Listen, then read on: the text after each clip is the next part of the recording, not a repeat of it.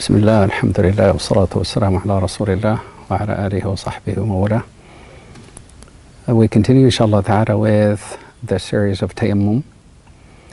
The Tayammum by definition or by default is an act of worship. And as we mentioned before, it is a substitute for wudu and ghusl. Now Allah subhanahu wa ta'ala blessed us to really cover both series in regards to how to perform ghusl as an act of worship, as well as how to perform wudu as an act of worship. We also mentioned that wudu and ghusl, both of them require water.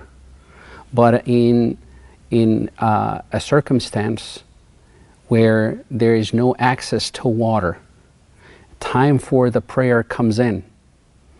And when you are also sick, like the wounded, even if with the water available, can't use water because of what it might cause as infection for the wound. In those cases, whether with lack of water or when a person is sick, what is the substitute? But because the prayer is, time for the prayer comes in and the salah is to be performed. The substitute would be the tayammum. The tayammum is, as the Prophet ﷺ described it, and it happened during an instant where the Prophet ﷺ went on an excursion with the Sahaba. And overnight, some of them had wet dreams. That constitutes what, as we gave the definitions before, janaba. And janaba by definition is a major state of impurity. It's not hadath asghar, hadath akbar. A minor state of impurity would be just the fact that you went to sleep, or you went to the bathroom for number 1 or 2, or you passed gas, or as we mentioned before, the wadi and the madi. Those are the causes of that require just a wudu. Nonetheless, the Sahaba, some of them woke up with wet dreams, and they came to the Prophet ﷺ asking about what to do. If they had water, they wouldn't have to ask because they already know how to perform ghusl. But because they didn't have enough water with them, this is an excursion that took them through the desert. They ran out of water. What to do?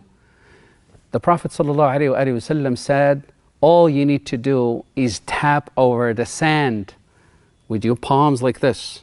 And this is very important. You tap one time on the sand, wipe him from all of the the particles that might be that stuck on your hands, and then one time gently wipe over your face like this, and then your hands, make sure that you cover your hands inside and out, the right one first, then the left one first, and then this is all what tayammum is. That's it. That's what all tayammum is. It doesn't require what is required from you and I to do, thorough washing of the whole face and running your fingers through your beard so that water gets to the roots of your hair and all of that. That is exclusive to wudu. Tayammum is quite the opposite. It's nothing but a gentle wipe over your face.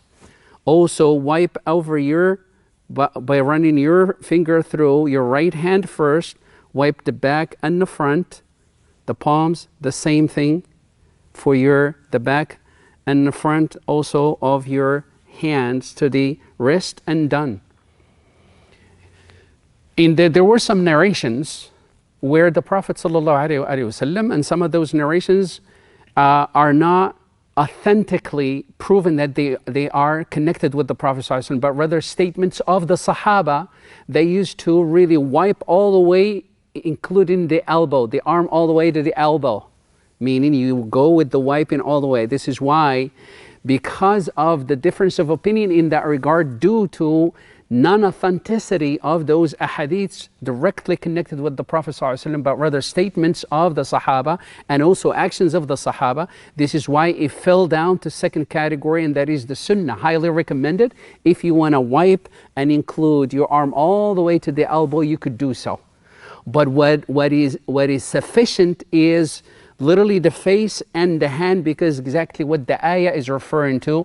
فَامْسَحُوا بِوُجُوهِكُمْ وَأَيْدِيكُمْ. Although linguistically, as we described before, linguistically when the word yad in Arabic is used, it refers to the hand all the way to the wrist.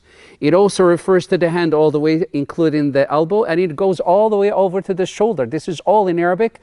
Linguistically, this is all hand. All of it is called hand. Although when there is a particular distinction, not that Arabic is short of description of words, but when there is a specific description as to it and what needs to be done about specific action, then the specifics comes in. And Allah subhanahu wa ta'ala and the Prophet ﷺ would say, you know, would the washing go all the way to the elbow, and that's it. And you have this area called the adud. Don't include the adud. See? And all of these, so the tool is there linguistically to use if you want specifics. But Allah subhanahu wa ta'ala says, wash only the face. The Prophet ﷺ is the one, as we said, the reference point as a textbook to explain exactly what is meant by the use of word when it comes to the yad. And that's how he described it to the Sahaba. Now, this is all what is required. Allah subhanahu wa ta'ala, فَامْسَحُوا بِوُجُوهِكُمْ وَأَيْدِيكُمْ. That's it. صَعِيدًا طَيِّبًا. صَعِيدًا طَيِّبًا in Arabic is the surface of the earth, anywhere from the surface of the earth, that is clean. And then what it entails when collection of all the ahadith, and this is not the time, but rather the collection of all of the ahadith, the scholars, the jurists, the fuqaha, categorized those literally the areas or what you can wipe over to do tayammum from the surface of the earth that is clean. They categorize it as number 1, dirt, number 2, sand, number 3, pebbles, and number 4, rocks. But not trees, not plants, none of that. So it's one of these 4, either dirt, sand, pebbles, or rocks. And it's the same thing. You do the exact same action. Now, we move to another thing. Rationally, when we talk about ghusl, it is specific actions in specific ways and how to do them, and that would include water. Wudu, specific actions and specific parts of the body that needs to be washed, again with wudu. Tayammum, however, substitutes for both ghusl and wudu. And then how come that when it comes to ghusl, it entails specific type of washing of the body, and the wudu, specific type of washing of the limbs of the body. And then when it comes to tayammum, it only entails the face and the hands to the wrist. Because what is intended, what is meant from that, it's not the cleanliness that we are seeking, because our minds should not really confuse between a state of purity and cleanliness. The cleanliness is not what is meant from a full body wash, nor what it's meant from the washing the parts of the body.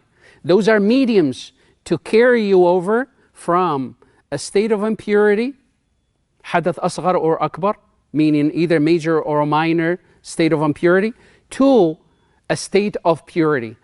And the tayammum comes in to do the exact job, and that is to move you from the state of impurity, whether that is major or minor, whether where it would require from you to do either ghusl or wudu.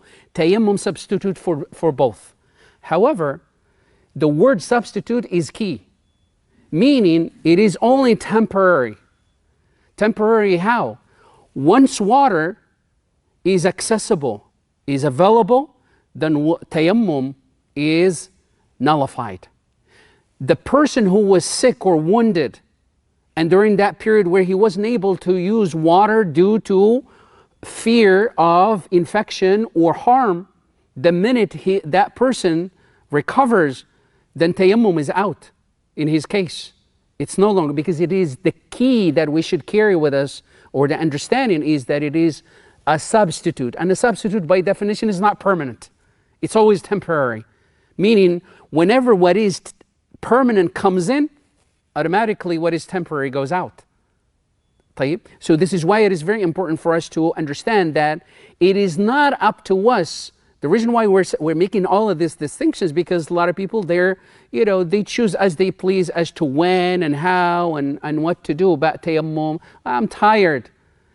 Being tired does not constitute for you to really do tayammum.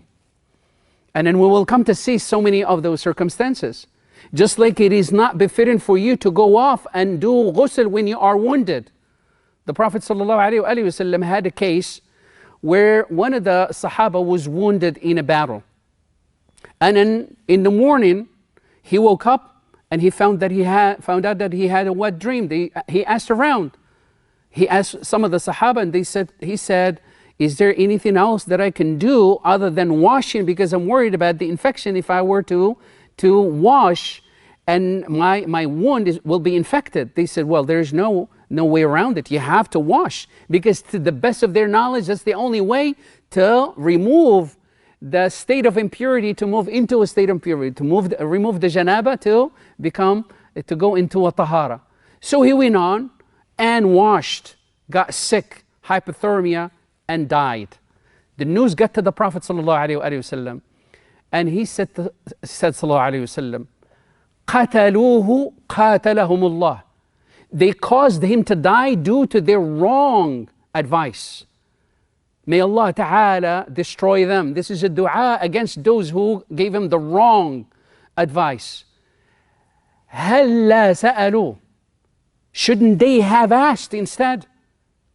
Because he says the medicine of somebody who does not know his medicine is to ask, so he will get the medicine, and that is the right knowledge.